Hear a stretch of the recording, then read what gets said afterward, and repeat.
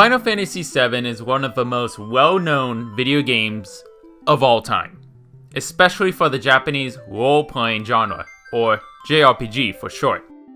I personally have no experience with classic Final Fantasy games, and my knowledge of this age in the franchise is owed heavily to many gaming channels here on YouTube and many others going through the games themselves. I say classic Final Fantasy because I have played and beaten Final Fantasy XV, and as we can all tell, that is a major departure to the other Final Fantasies have been made.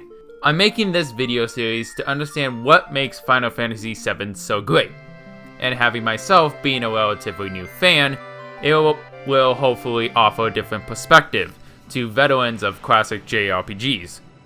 So, without further delay, let's give the ultimate analysis to Final Fantasy VII.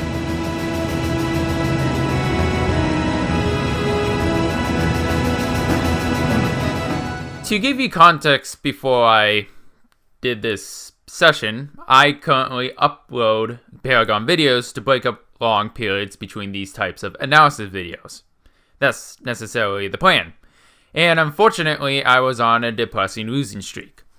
I'm mentioning this because after that gaming session, I went straight into Final Fantasy VII, and this is what I was greeted with.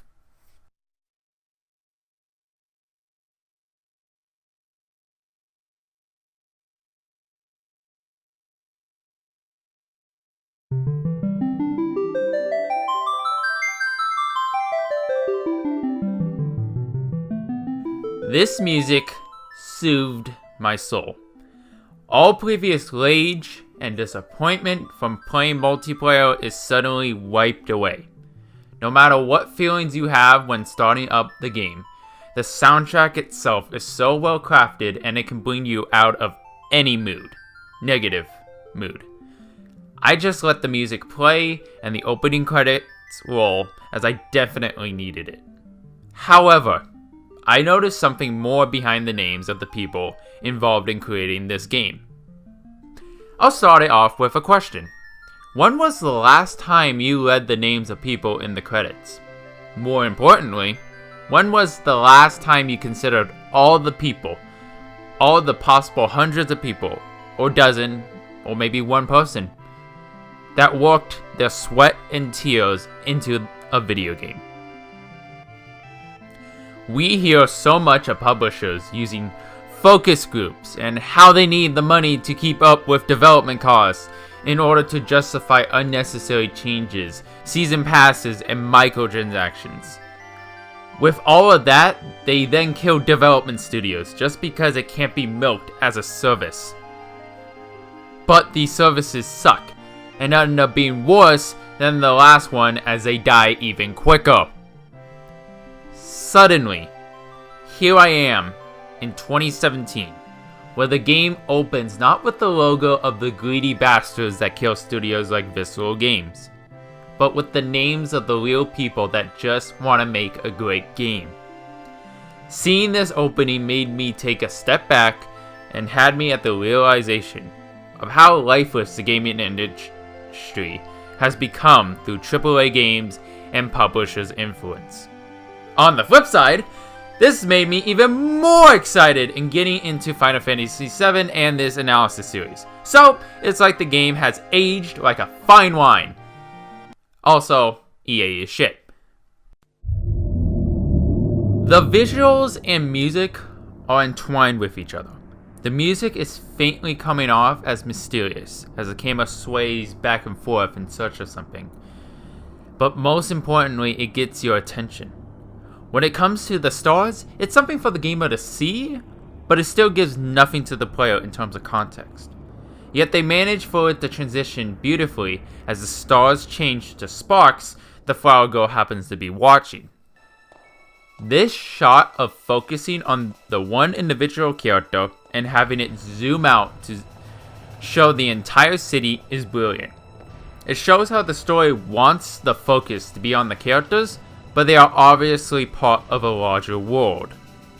Most importantly, it shows the entire city. It immediately establishes that this is a cyberpunk sci-fi world, or the setting currently, as well well as give an idea of how large the city is compared to one person, a true measure of the scale of the city. It also exhibits the emotional range that they wish to convey due to the great utilization of the music.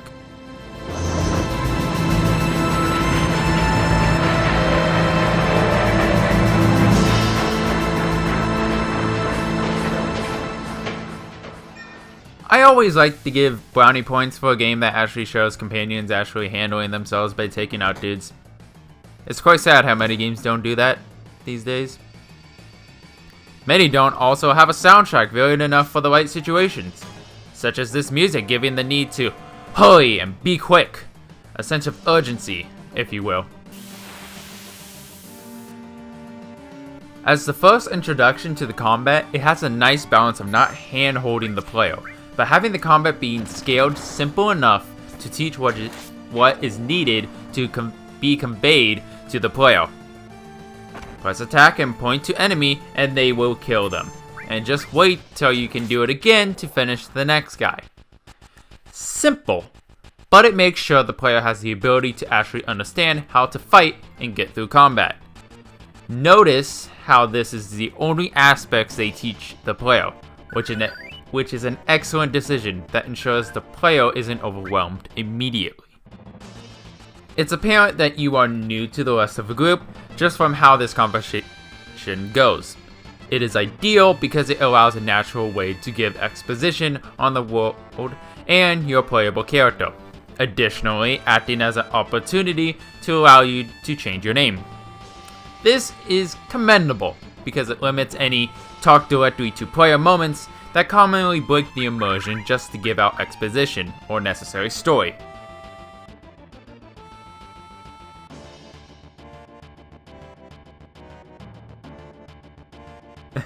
Okay, Cloud is pretty much a dick, but at least he's his own character to say the least. Unlike some other games.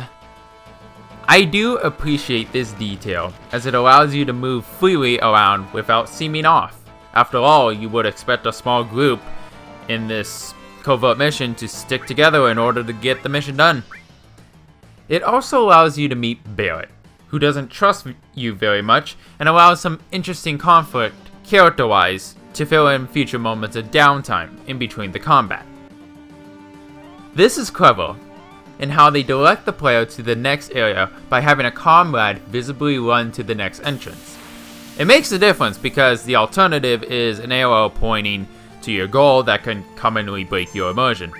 This next fight only introduces two new aspects: a second enemy type and potions. Nothing more, allowing for the player to steadily be offered more to the combat while also not overwhelming the player. The third fight introduces a third enemy type, 3 enemies at once, and prioritization.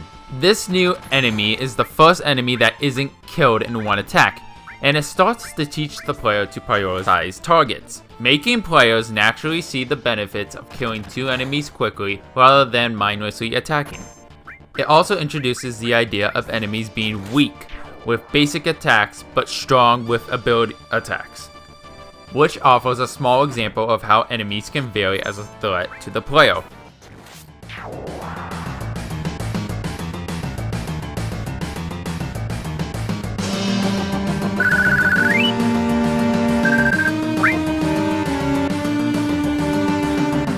Once you enter the factory, the music changes to fit the present mood immediately.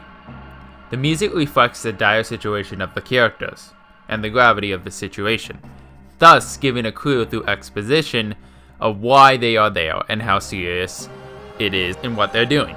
It also sets up Barret being your companion and the fact Cloud doesn't give a shit despite the mood shift and exposition. The next conversation allows the chance to shortly summarize what the last conversation was about, from Barret caring about stopping the journey of the world to him being frustrated about Cloud not caring, all of that summed up in this next conversation. It also allows the player to be completely sure what is going on, and also in case players quickly skip that large amount of text just to get to the combat and realize, oh shit, I'm not gonna get there quicker regardless, might as well listen.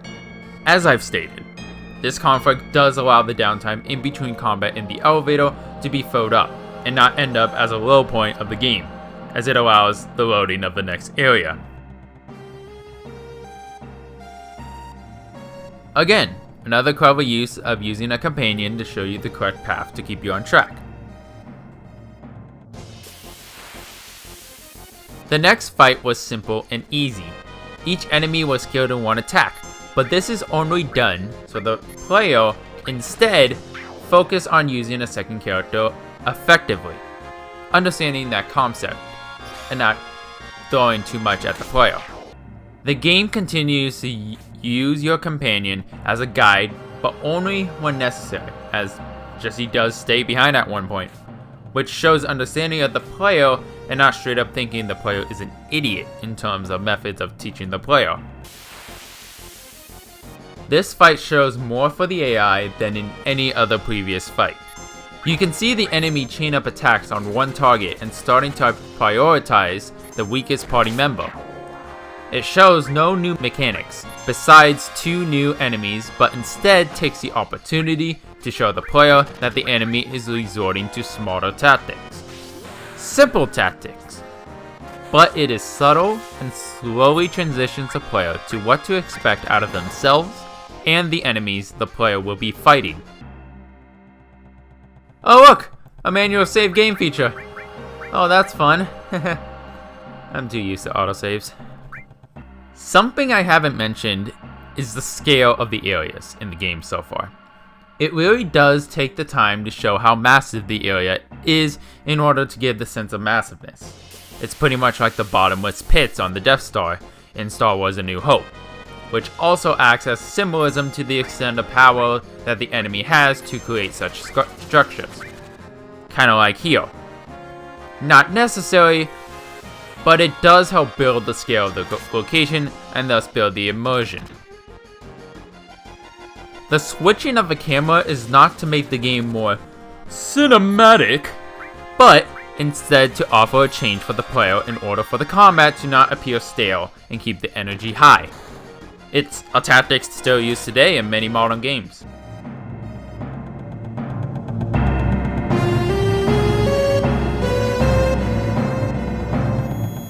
This scene takes the opportunity to illustrate there's more going on. Sure, you're here to blow up this reactor, but the sudden message foreshadows more to come and the deeper layers of the story that is yet to be revealed. Kinda like breadcrumbs leading the player to maybe continue playing.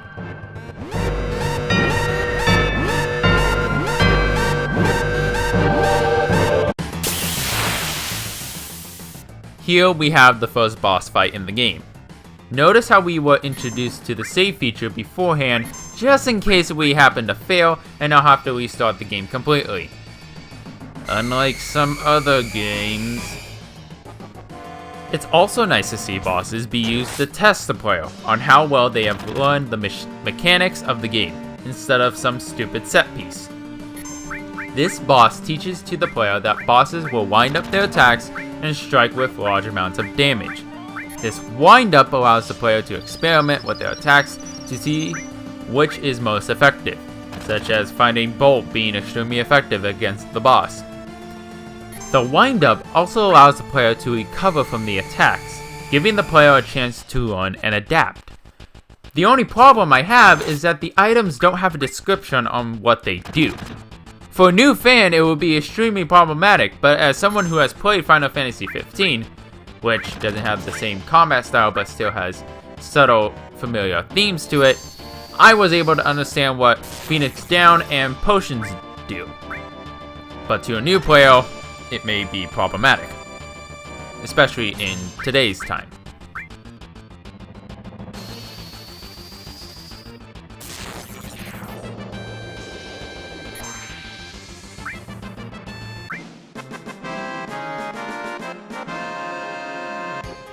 I do like how Cloud then helps Jesse.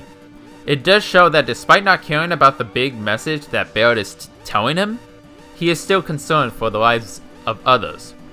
This moment is what is commonly referred to as a saving the cat moment in cinema. A saving the cat moment is an opportunity to show your protagonist doing something good that allows the audience, or in this case the player, to sympathize with Cloud, or your protagonist. Seeing him do something nice now stops the player from completely writing off Cloud as an asshole. That is the purpose of saving the cat. A saving the cat moment. Additionally, the timer continuously ticking through the fights is a nice touch and actually brings weight to the situation. As in, there is a danger that isn't going to wait. A cinematic cutscene to show the effects of your mission. A sort of reward to the player. And since there was that previous cutscene that showed the scale of the entire city, it only shows more about how your actions led to an impact that had weight on the world.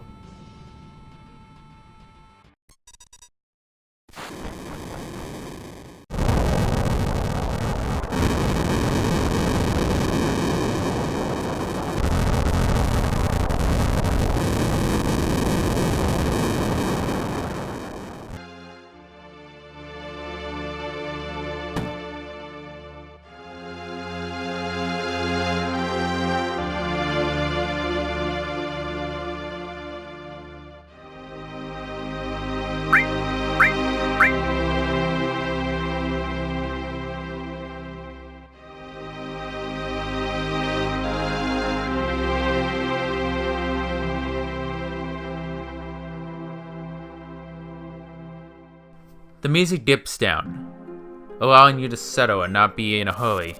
It's almost mellow throughout as you get the opportunity to explore the city and to interact with the citizens of the world.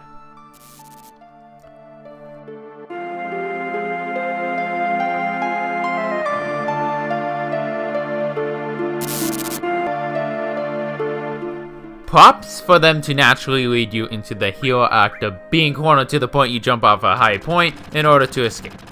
I would note it as a cliche that's not commonly used today, but was used in older movies.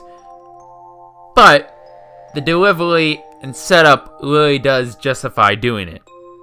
So, I give it a pass.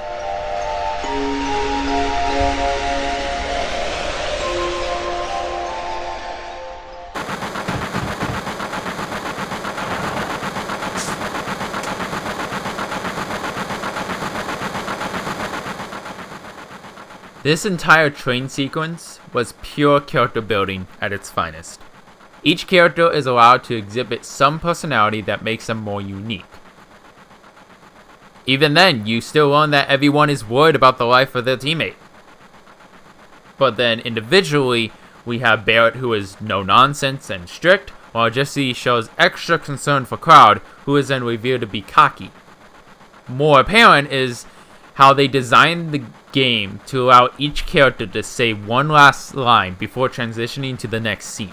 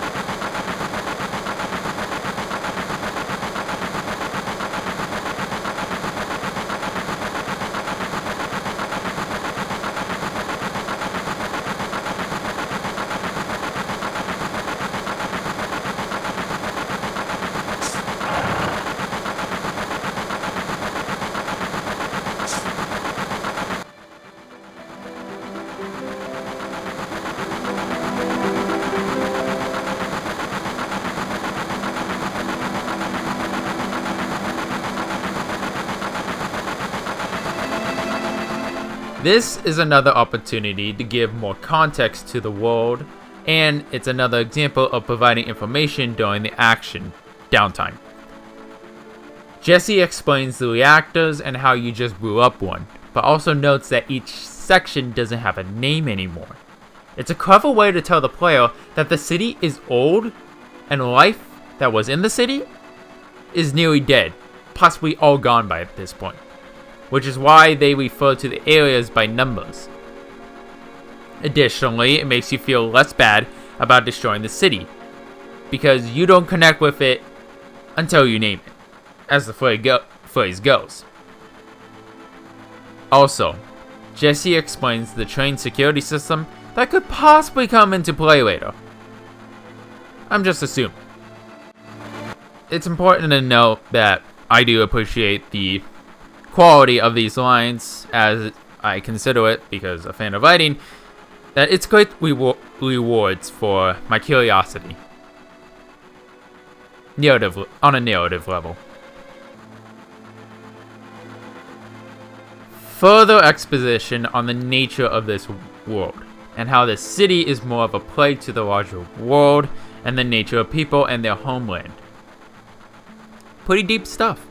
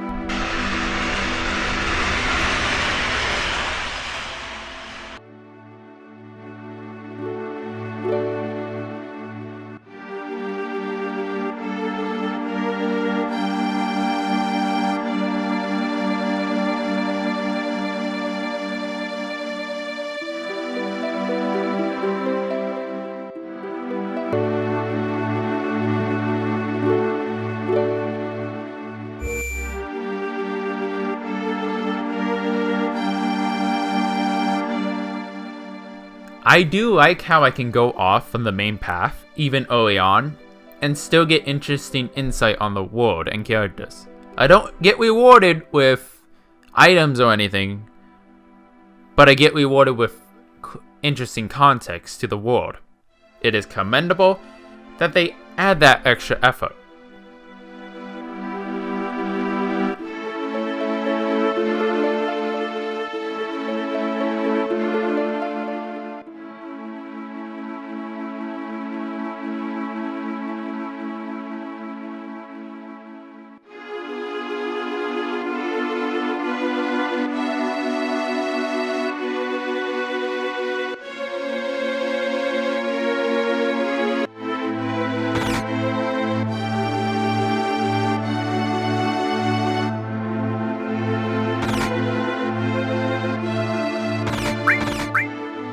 It's interesting how they allowed the player to find this insight. That not only did it cause the death of many people, but also it cost the livelihood of the people who are still living in the city. Allowing for possible less black and white situations. A bit morally gray, which then makes the narrative much more interesting.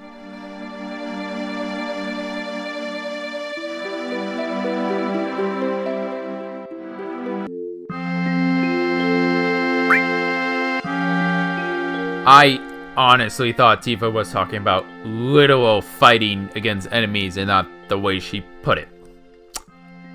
Whoops.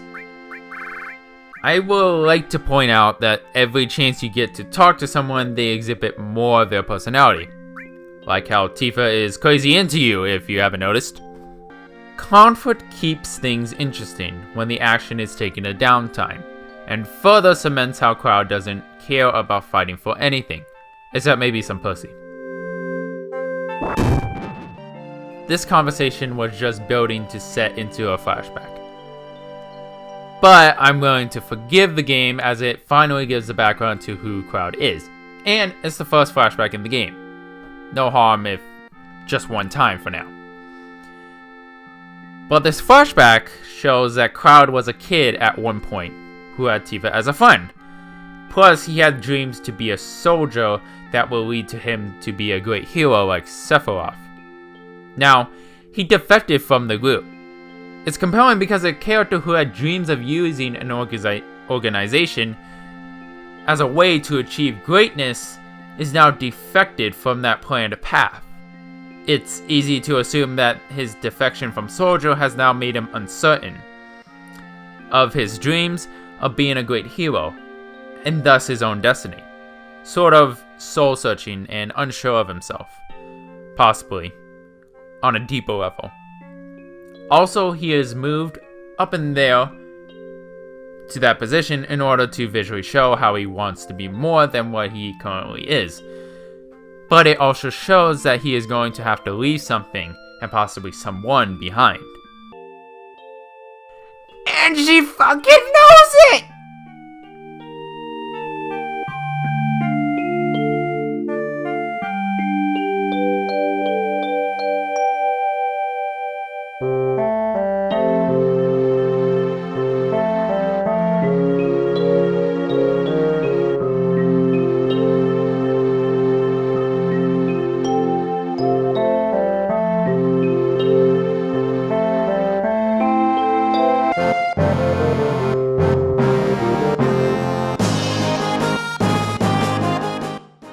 Oh, there's the standard tutorial.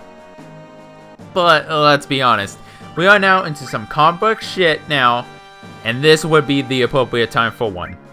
Also, it's optional, so if you don't have to go, you don't have to go through it.